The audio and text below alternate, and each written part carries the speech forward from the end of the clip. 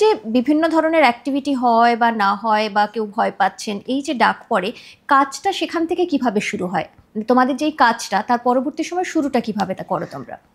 যে ধরো যে ফোন করে জানাচ্ছে তার সাথে কি কি ঘটছে, তার বাড়িতে কি কি ঘটছে, সেই ঘটনাটার ওপর বেস করে আমাদের ইনভেস্টিগেশনের ধারাটা চেঞ্জ করা হয়। মানে এক্সাম্পল, কেউ যদি পায়ের শব্দ শুনতে পাচ্ছে বা কেউ বলছে যে আমি ফিল করতে পারছি যে কেউ আমার পাশে পাশে আছে, যাচ্ছে, তো সেই ক্ষেত্রে যেরকম আমরা এক্সপেরিমেন্ট করি, পাউডার এক্সপেরিমেন্ট করি।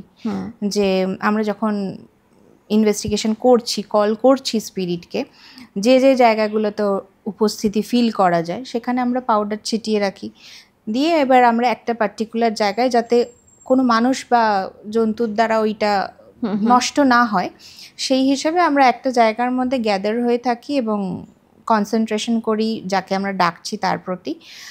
সেই সময় বা তার আশেপাশের টাইমে যদি ওই পাউডারের ওপরে কোনো রকম ডিস্ট্র্যাকশন আসে, সেটা প্রপার পায়ের ছাপও হতে পারে বা দেখে মনে হতে পারে যে কেউ গেছে, ওটা ঘেটে গেছে, সেরকমও হতে পারে, তো তখন বোঝা যায় যে হ্যাঁ, তাহলে ওনারা যেটা বলছেন সেটার কিছুটা হলেও সত্যতা আছে।